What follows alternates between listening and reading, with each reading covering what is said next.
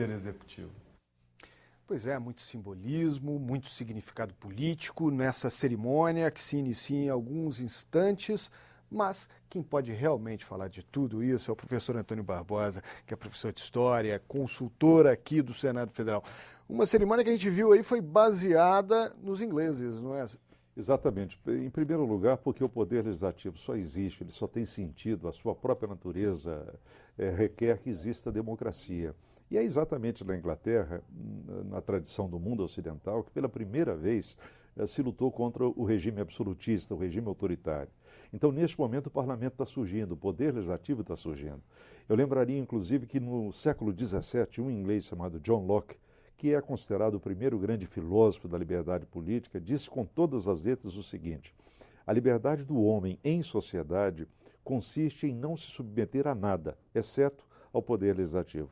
Na medida em que esse poder recebe as prerrogativas que lhe são oferecidas pelo povo, pela sociedade, para fazer as leis. Fora dessas leis, que estão legitimamente constituídas, não há salvação.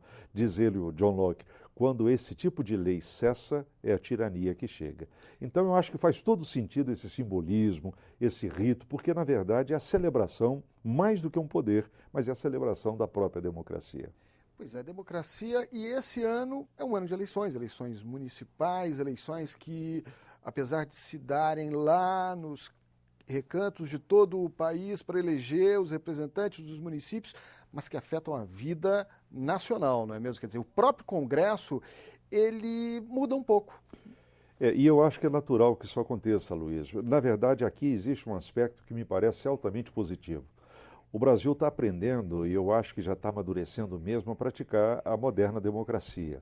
Desde a Constituição de 1988, que foi um instrumento jurídico, político, da conformação dessa nova realidade democrática do Brasil, nós nos acostumamos a fazer eleições livres a cada 2 anos.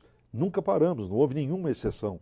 E os brasileiros estão aprendendo com isso. E eu acho que é natural que o Poder Legislativo, que o Congresso Nacional, como representação, como instância de representação máxima da sociedade, também participe desse processo eleitoral. Na prática, o que vai acontecer, Luiz?